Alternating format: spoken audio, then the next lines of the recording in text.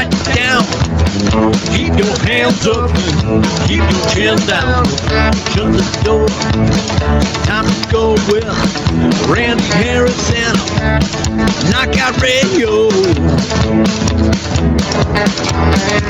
Ladies and gentlemen, Knockout Radio with Randy Harris is about to start. So get ready for the best MMA talk, games, interviews, prizes, and surprises anywhere. For Knockout Radio, I'm the voice, Ray Flores, and now here's Knockout Radio. Hey-o.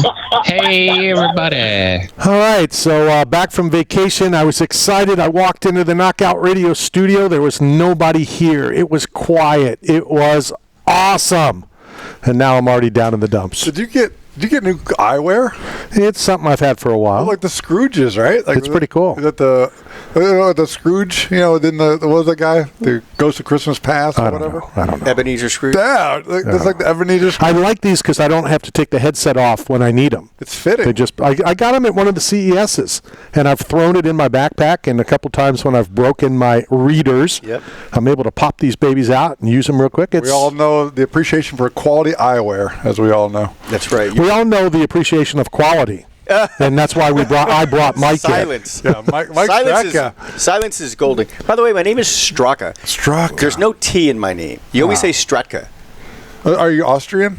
I'm Czechoslovakian. Because the Straka this morning from Austria, she lost the archery in the Olympics. She was up 4-0 and gave it all away. She couldn't finish in the big. Sure, she didn't do it on purpose. I didn't know if it was like going to tarnish your name and your legacy. Those Straka. No. Martin Straka is my cousin. He used to be a hockey player. Okay. He played for the Penguins. He played for the. Notice how the show just went right down to a dead stop. Well, I mean, when you fail on the Olympic stage like you did, it's. See what I put up with. The name. I talked to Dwight Smith about this. I've been covering the Bucks every day. Tomorrow it'll be kind of cool. After Buccaneer practice, one of the referees is going to bring media in and explains all the new NFL rules and all that kind of stuff. So we'll talk about it next week. But Dwight Smith. Love the guy. He's awesome. We were talking about, yesterday, past, and today, and comparing. And I told a story about Shocking, about a local publication that talked about my good friend Jorge Diaz. Jorge. And when the website, the paper, whatever it was, they said, basically they called him trash. And then on Wednesday when we were back in the locker room, that same person sat next to Jorge Diaz like they were best friends. High-fiving and, hey, good to see you. How was your day off? And Dwight and I talked about it, and I'm bringing it into the ridiculous, stupid thing that you always say, like what you just said, clowning around, I would hope. The worst athlete in the Olympics would kick your ass. Yeah. In whatever sport. What? In every sport. Breakdancing? In every sport, yes. Skateboarding? The last place participant in anything that's over there. Vertical conditioning, I'll smoke them. Yeah, okay. But what takes it to Ledecky, she's competing against the best in the world. Right. And she won when they showed the shot of her winning. No other swimmer was in the shot. That's how far ahead she was. And I told Matt earlier, I'm like, you're on a different level. Like, you're an Olympian already, and she's on a different level of Olympian. No doubt. And she's still not on Michael Phelps. Right. But she is up there. Well, Marchand is on Michael Phelps. He owns the 400 IM now. world record. Yeah. He broke it before, and he is faster than Phelps could be. Well, or ever was. Yeah, but it's Shelton a different doesn't own that time. record. It's a different time now. Well, Babe Ruth would strike out today. Exactly. Well, exactly. They'd have to piece his bones back together so he could go to the plate. Hold on. But the pools are different. The depth of the pool, there's more waves and more friction for swimmers behind. So depending on where the swimming competitions take place, it actually changes based on like the depth of the pool. Well, so we don't know if it's a level playing field or not. Somebody commented on Facebook today, and I don't know who it was. I think it was a jiu-jitsu guy, and he said, "I would like to see more combat sports in the Olympics and less women's rugby." Now, I don't know if I agree with that, but I understand his point. I'm embarrassed to tell you the first thing I thought of when they showed the highlights of the USA Sevens rugby team. Mm-hmm. Should I get thrown off the air now and tell the first thing I thought of? Go ahead. I wanted to know if that female was a female. Yeah. That went the entire length, ran through people, just because that's what we think now. That's the sign of the times now. You're exactly right. And that goes to the point where I just said to you, there was a man boxing a woman in the Olympics. Yeah. I don't understand that. I just remember when Fallon Fox came out and she was a trans, and it was a big to do in the MMA world. Like, how can you let a naturally born man fight a woman? And even if she did trans, well, didn't you referee or you the judge of? I did. Like, I know something. There was a curveball. There's something like they came out without a shirt on. Well, yeah. I mean, it's not a curveball, but just before that fight, and I've always said that I could judge my mom fighting my wife. Again, I don't care who wins. I'm there to do my job.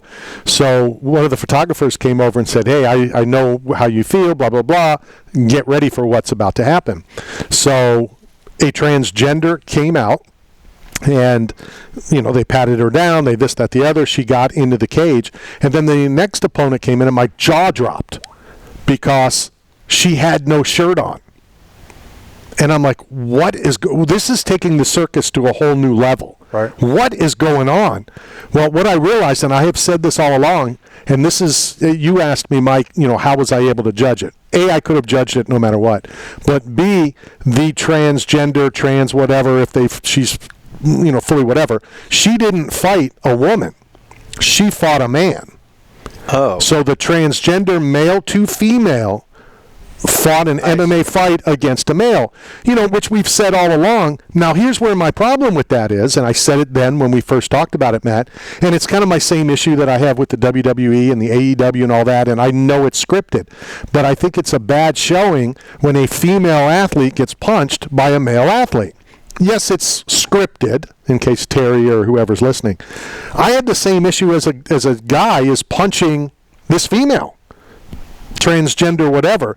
So it's just the whole world is just weird. It's weird, and unfortunately, it's our kids are the ones that are suffering the most about it.